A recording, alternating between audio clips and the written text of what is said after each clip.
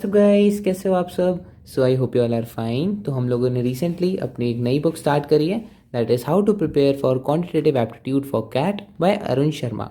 And इसका हमने chapter start किया है, दैट इज़ परसेंटेजेस, एंड इसका हमने वर्कड आउट प्रॉब्लम स्टार्ट करें।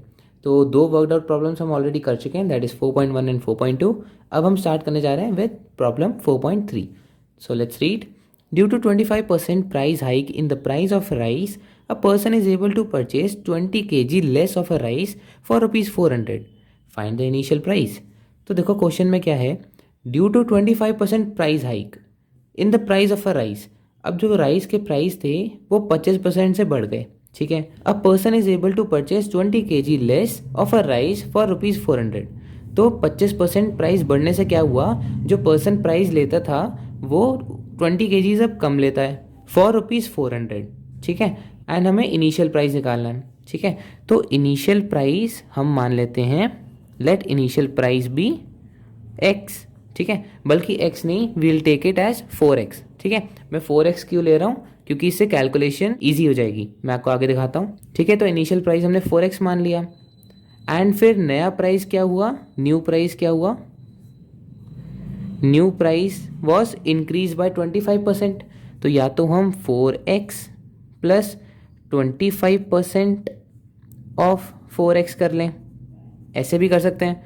वरना एक शॉर्टकट मेथड है जो मैंने आपको ऑलरेडी बताया था, दैट इज 100% टोटल होता है। इनिशियल प्राइस वॉज 100%, 100 में से 25 प्लस कर दो, दैट इज 125% इंटू 4x। आप ऐसे भी कर सकते हो, this is the easier method.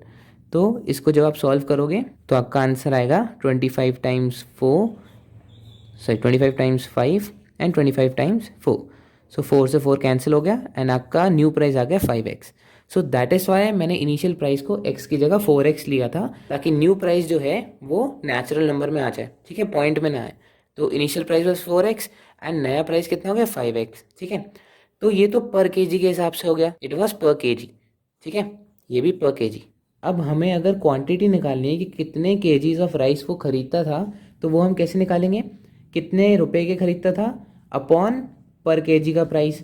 तो उससे क्वांटिटी हमें मिल जाएगी राइस की, है ना। तो पहले वो चावल कितने खरीदता था, वो चावल खरीदता था 400 रुपये के, कब, जब रेट कितना था 4x पर केजी का।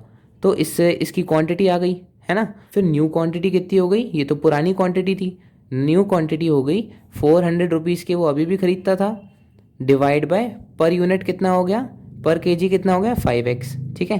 तो पहले वो इतने चावल खरीदता था माइनस अब वो इतने चावल खरीदता है, तो कितने का डिफरेंस है, डिफरेंस हमें दे रखा है 20 kg, कि इतना प्राइस बढ़ने की वजह से वो 20 किलो कम खरीदता है चावल, ठीक है। तो ये हो गई हमारी इक्वेशन एंड इसी से ही आंसर आ जाएगा। समझ में आया, देखो total price divide by per unit price, इससे टोटल क्वांटिटी आ जाती है ना। एंड इधर भी हमने यही किया, लेकिन डिफरेंस कितना है कि प्राइस हाइक हो जाने की वजह से उसने 20 kg लेस लिया, राइट। तो अब हम इसे सॉल्व करते हैं, इसका एलसीएम ले लो, 5 4 20, 20x, 4 5 5 4 20,000 माइनस 16, एक्चुअली ये 2000 था, ठीक है, इक्वल्स 20। सो 400 हो गया, 400 x के इक्वल, तो x की वैल्यू कितनी हो गई 1, ठीक है। एंड हमने इनिशियल प्राइस हमें निकालना था, वो कितना था 4x। तो इनिशियल प्राइस आपका कितना हो गया, initial price is equal to 4x, that is 4 multiplied by 1, that is rupees 4 is your answer। तो ये था राइस का इनिशियल प्राइस। नेक्स्ट क्वेश्चन करते हैं, problem 4.4। A's salary is 20% lower than B's salary, which is 15% lower than C's salary. By how much percentage is C's salary more than A's salary? तो देखो उन्होंने बोला है A की salary जो थी वो B से 20% कम थी, which is 15% lower than C's price, and B की कितनी थी, बी की सी से 15% कम थी, okay. So by how much percentage is C salary more than A salary. तो कितने परसेंटेज से सी की सैलरी जो है वो ए से ज़्यादा है, ठीक है, ये हमें फाइंड करना है। तो सबसे पहले हम सी की सैलरी को 100 मान लेते हैं, ठीक है। Let C's salary be rupees 100, ठीक है। ये मैं 100 की जगह x भी ले सकता था, लेकिन उससे बहुत कॉम्प्लिकेटेड हो जाता एंड फिर टाइम बहुत लगता, तो मैंने 100 ले लिया। एंड यहाँ पर मल्टीप्लाई, डिवाइड एंड परसेंटेज ही हो रहा है, तो फिर 100 आप ले सकते हो। लेकिन अगर माइनस प्लस हमें यहाँ पर करना पड़ता तो फिर हमें x ही लेना पड़ता, ठीक है, तो फिर हम 100 नहीं ले सकते थे। तो देखो C की सैलरी को हमने मान लिया 100। अब B की सैलरी कितनी हुई? 15% लोअर देन C। तो B की सैलरी कितनी हुई? या तो आप कर लो 100 माइनस 15% ऑफ 100, एक तरीका ये है, एंड एक शॉर्टकट तरीका दैट इज आप 15 माइनस कर दो 100 में से, 100% टोटल होता है ना, so which will be 85% of total 100, ठीक है। एक ये तरीका है एंड एक ये तरीका है। तो 85% ऑफ 100 कितना हो गया? 85 रुपीज़, ठीक है। सो बी की सैलरी आ गई 85 रुपीज़। एंड नाउ ए की सैलरी कितनी आएगी? A salary is 20% lower than B salary. अब बी की भी सैलरी से भी 20% लो है, तो या तो आप क्या करो 85 में से 20% ऑफ 85 माइनस कर दो, राइट, या फिर आप डायरेक्ट 80% कर दो, किसका?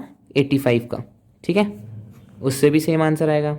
ए की सैलरी आ गई 68 रुपीज़, ऑल राइट। तो सी की सैलरी जब हमने 100 एज्यूम करी तो बी की सैलरी आ गई 85 एंड ए की सैलरी आ गई 68, ठीक है। अब पूछा है by how much percentage is C salary more than A salary, कितने परसेंटेज से सी की सैलरी ए से ज़्यादा है। तो पहले चेंज देख लो, सी और ए की सैलरी में कितना चेंज है? 100 माइनस 68 दैट इज़ 32 रुपीज़ का डिफरेंस है।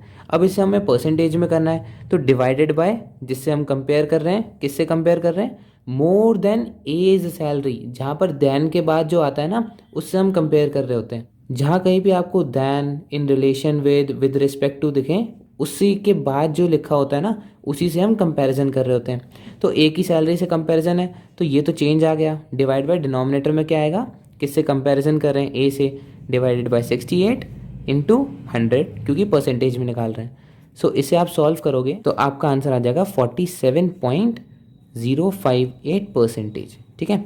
इसे राउंड ऑफ करके आप 47.06% भी लिख सकते हो, ठीक है। इजी था ना? So that is it for the video. I hope आपकी समझ में आया होगा। कोई भी दिक्कत हो तो उसे कमेंट सेक्शन में पूछ लेना।